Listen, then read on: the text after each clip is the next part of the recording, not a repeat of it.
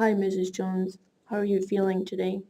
Hi, Dr. Peters. I'm feeling tired as usual.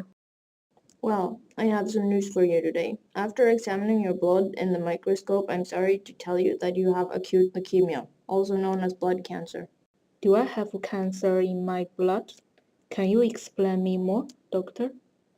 Yes, your blood consists of three different types of cells, the red and white cells and the funny-looking blood platelets.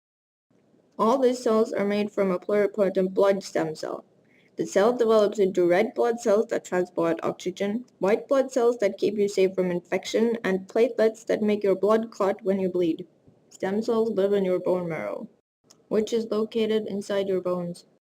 In your case, some of the stem cells that differentiate into white blood cells are cancerous and that causes leukemia.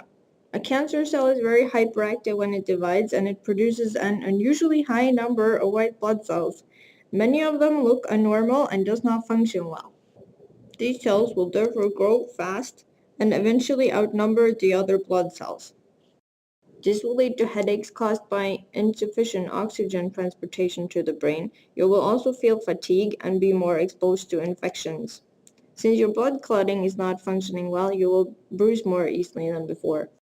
One experimental treatment for leukemia is to destroy your bone marrow with chemotherapy and radiation, and then inject the stem cells in its place. Wow, so I can basically treat myself with my own cells? Yes, today you can. In earlier days, two doctors each had a needle the size of a pen that they penetrated the skin and bone with to extract the bone marrow. They had to repeat this 50 to 100 times in order to get enough cells. Damn, that sounds painful. Yes, but you don't have to go through it the old way. You can treat this disease with your own stem cells from your stem cell bank account. So it is all good then? Well, your own embryonic stem cells are in the stem cell bank, and since we're using your own stem cells as donor cells, it's less dangerous than it used to be. Your own cells has the same immune system as the rest of your body, meaning that your immune system will go back to normal faster than if we use donated cells. It's also safer to use your own cell as the body is more likely to reject donated cells. Something you might want to know is that you will also lose your hair from chemotherapy. My hair? Why? Hair cells are fragile cells that do not survive chemotherapy, but it will grow back, I promise you. Phew, I need my hair, you see? Are there any other problems? If the chemotherapy does not kill every single one of the bad stem cells, just one cell can divide and cause leukemia again. Luckily, there's an unlimited supply of stem cells in your bank account. With this in mind, you should be hopeful towards the future. Whoa, thank you, doctor.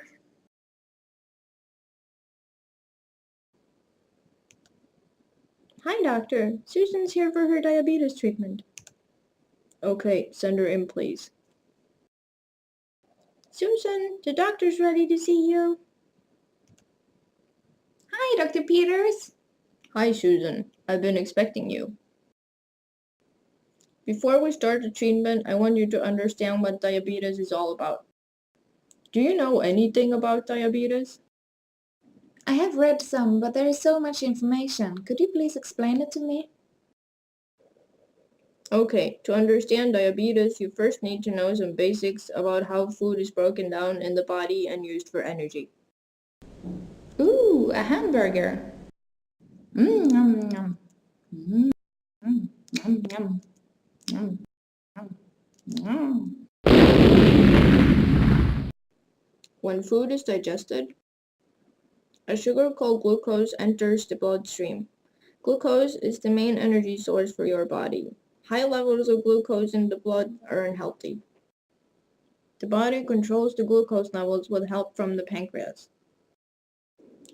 The pancreas contains beta cells that secrete insulin. Insulin is a hormone that enters the bloodstream and binds to insulin receptors on the cell surface of different cells.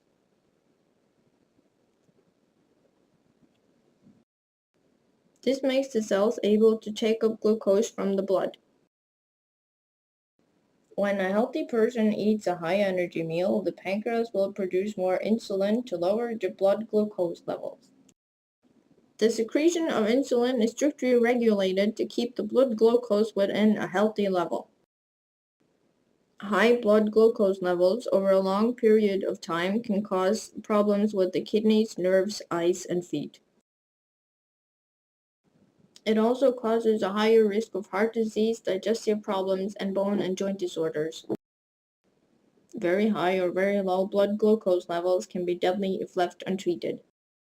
So my body fails to regulate the blood glucose level?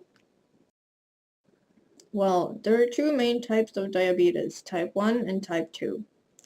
People who have type 1 diabetes, which is usually diagnosed in childhood, produce little or no insulin. This is caused by an autoimmune destruction of the insulin-secreting beta cells. Why this happens to some individuals is still unknown. Without insulin, the body is not able to control the blood glucose level. Susan, you have type 2 diabetes, which is the most common type.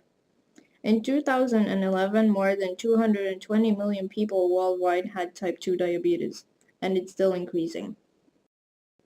People that have type 2 diabetes may produce enough insulin, but the cells do not respond well to it. Therefore, they need more insulin to keep the blood glucose levels within the normal range. Wow! Well, thank you for explaining all this. Can we start the treatment now? Sure, I already picked up some purified bone marrow stem cells from your stem cell bank account. Now I will inject them to an artery near your pancreas. Next, you'll be placed under pressure in a chamber with high oxygen concentrations. After a while in the chamber, some of the injected cells will develop into pancreatic cells and form new pancreatic tissue. In the end, this will increase your insulin production and lower your blood glucose levels. Thank you, Dr. Peters. I'm so glad I don't have to monitor my glucose levels anymore. You are not finished yet, young lady.